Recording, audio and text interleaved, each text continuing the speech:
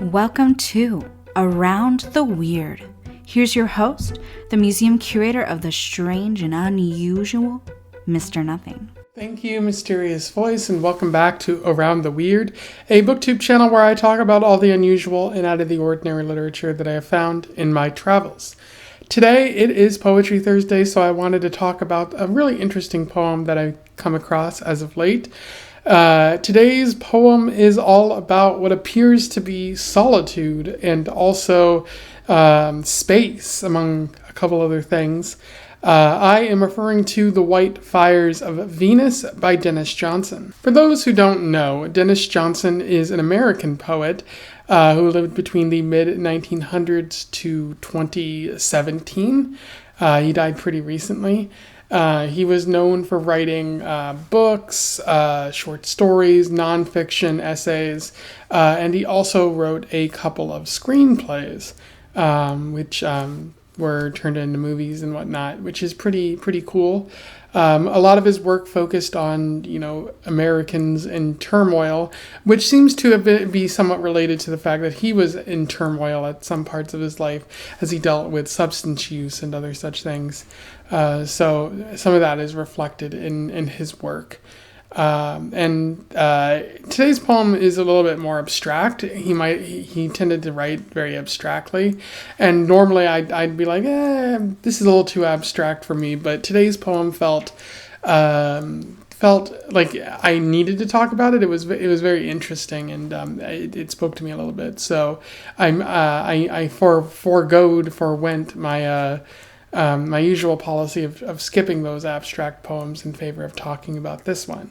And so without further ado, let's talk about The White Fires of Venus. I will read it, do a little bit of analysis, and we'll move on from there. The White Fires of Venus.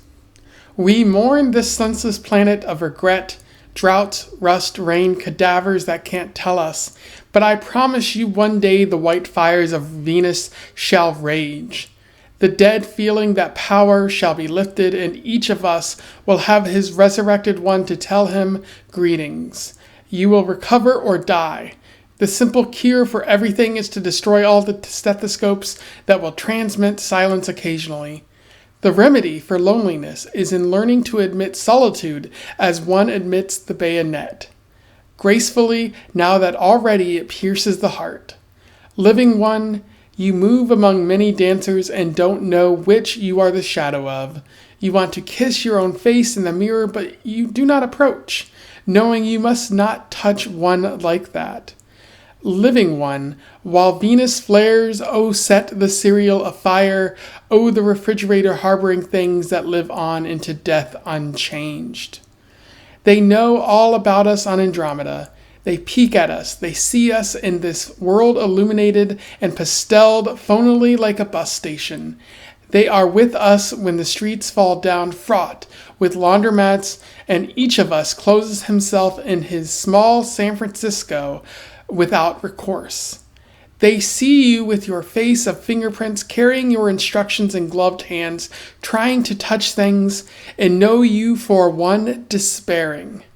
Trying to touch the curtains, trying to get your reflection mired in alarm tape past the window of that dark, closed business establishment.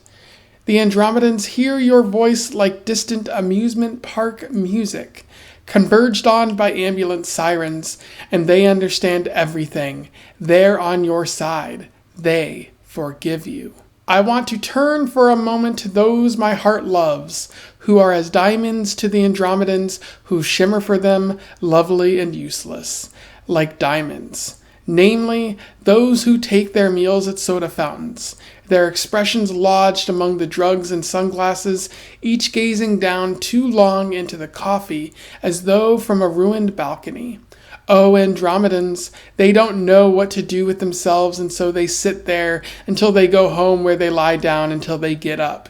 And you beyond the light years know that if sleeping is dying, then waking is birth. And a life is many lives. I love them because they know how to manipulate change in the pockets musically, these whose faces the seasons never give a kiss. These who are always courteous to the faces of presumptions, the presuming streets. the hotels, the presumption of rain in the streets. I'm telling you, it is cold inside the body that is not the body. Lonesome behind the face that is certainly not the face of the person one meant to become. In terms of analysis, that was the White Fires of Venus. There is a fair bit to talk about here, but it might be hard to really parse out because it feels a bit more abstract. Talking about the white fires of Venus and the Andromedans from another galaxy. It's obvious that Johnson isn't talking literally here, but what exactly is he trying to say? I think in terms of narrative, what Johnson is trying to say is he's trying to reassure somebody who feels lost. And you can see that early on in the poem. He says, "We mourn this senseless planet of regret, droughts, rust, rain, cadavers that can't tell us. But I promise you one day the white fires of Venus shall rage." And so that's the title of the poem there. But it's like we mourn this senseless planet of regret. We're kind of lost. We thought we could accomplish a great many things, but maybe we couldn't accomplish as much as we or I wanted. I think it's talking to a direct person rather than everyone, perhaps.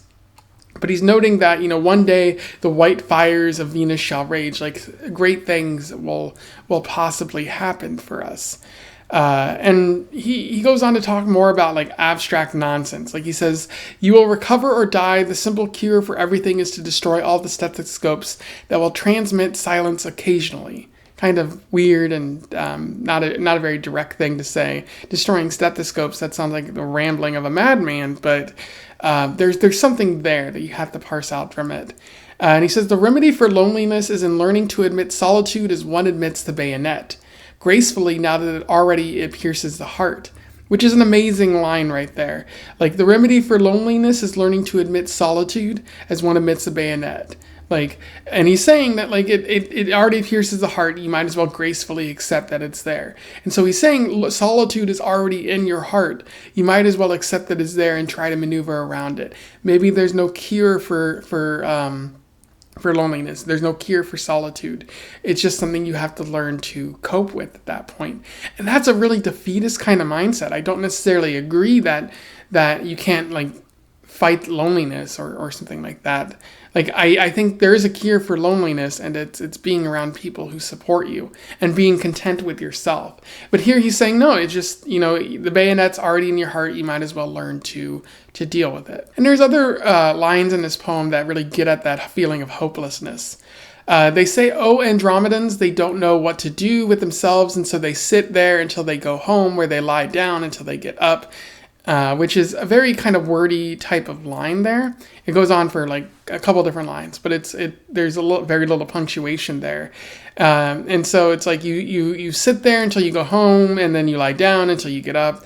And that's a feeling of depression right there. I feel like you're not really doing anything. You're lonely, and so you go home, you go to bed, and then you get up and you go out, and then you just repeat this ad nauseum until you're dead or something like that.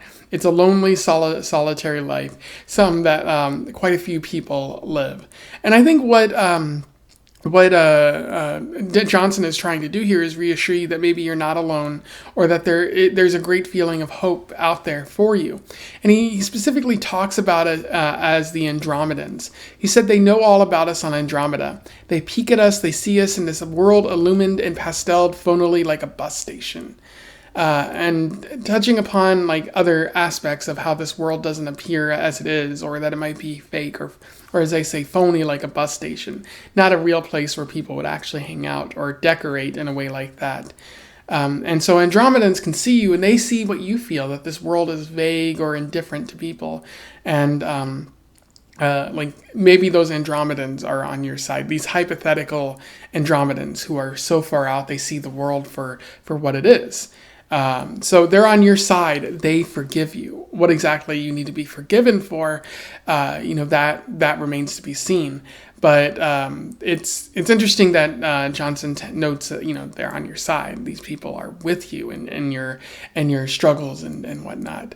And then, a last verse or a last part of this poem of note is the next verse where he says, I want to turn to a moment that those my heart loves, who are as diamonds to the Andromedans, who shimmer for them, lovely and useless like diamonds.